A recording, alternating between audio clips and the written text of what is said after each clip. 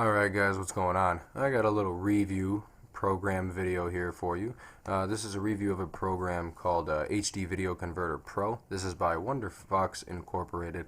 I don't own any rights to this program, and I do not have any royalties to this program. I'm just a tester of this program, and I'm just basically searching for bugs and stuff like that. And they requested me to do a review video, so here I am doing it. So, the program consists of as follows.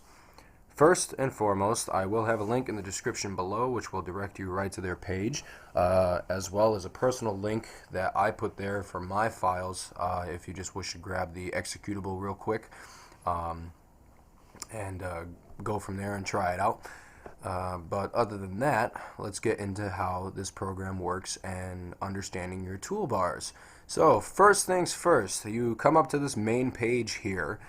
When you open it, if you have a trial version, there's going to be a little register thing, and just select free trial and try it out.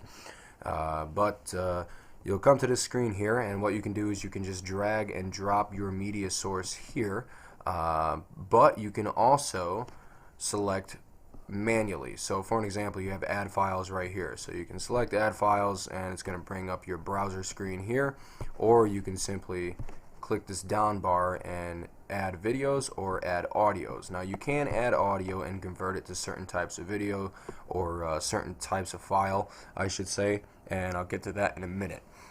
Secondary part of your toolbar is download video. You can check your download list and open file locations based upon what you download if you click this down arrow here. Other than that, if you click directly download video, what you will do is you will paste a URL wherever your video is that you wish to download. It can be YouTube, it can be Google, it can be Kiss Anime, it could be anything really.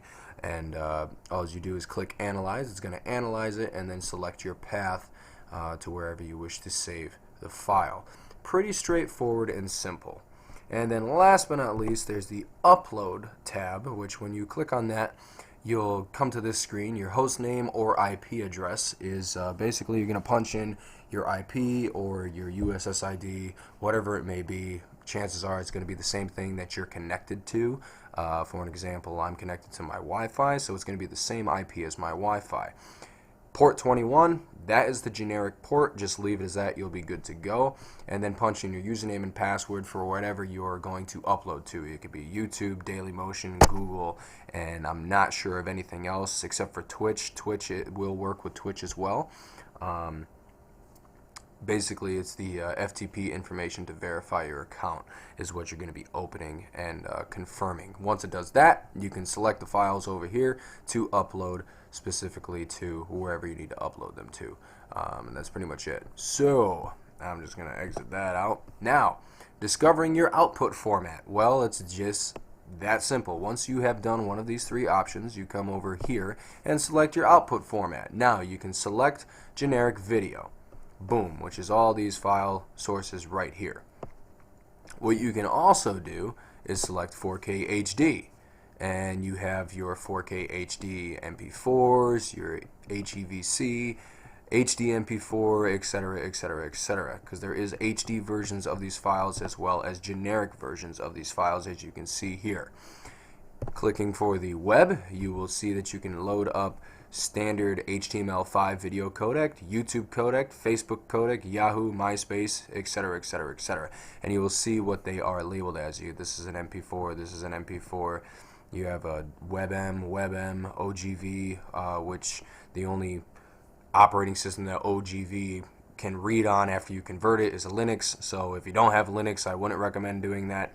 Your F4V, SWF and FLV, those are also Linux and Macintosh operating. Well, FLV isn't, but F4V is. SWF isn't either. And that's pretty much it. So you can convert directly to web as well. And as you can see, if you're going to upload something to YouTube, you can just go with a generic MP4 or MPG because YouTube has that HTML5 conversion already built into its upload system. And then last but not least, there's the audio. You can convert videos or anything to audio. So for an example, say you recorded yourself playing guitar and you edit the video to where it's just a song and you wish to convert it to audio to put into a, I don't know, Pro Tools or something. You can do that. So you can convert that to your WAV file, which is what you would probably be using in Pro Tools, or you might use AAC. Other than that, that's pretty much it. You can also convert the ringtone for Apple or ringtone for Android. So if you wish to convert something that the ringtone for your phone, you can also convert audio files to ringtones to play on your phone. You just have to sideload those audio files. And then other than that, you can just select the actual devices that they are for conversion. So you can convert to iPhone X, yada yada yada yada yada, Sony. You can convert for PS4, PS3, which the PS4, PS3, PSP, and PS Vita, those are all going to be MP4 files. But if you don't know what the specific file is, it has a visible option to choose from to get the correct conversion for, so it doesn't give you problems when you drag it to your system. Same thing with your Android or HTC devices, your Lenovo's, your Hogabee, and TVs. If you have smart TVs to plug in your USB device, all the proper conversions have all taken in measures.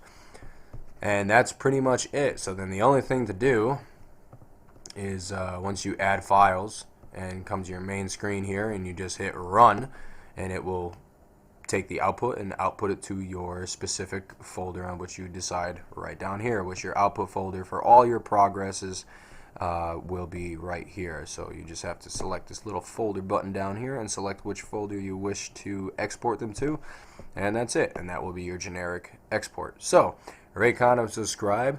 Thanks for watching. I hope you enjoyed this little review video. It's a quick little review, so it's not too crazy. And it's a very user-friendly program. Again, I don't own any rights or royalties to this program. I am just a tester and a bug finder for WonderFox Inc. So that's that. So I'll talk to you guys later. Again, the link will be down in the description for the direct web page and the link to the direct executable file download that I will give specifically, so you don't have to worry about viruses or anything like that. And that's pretty much it. So I'll talk to you guys later, and enjoy.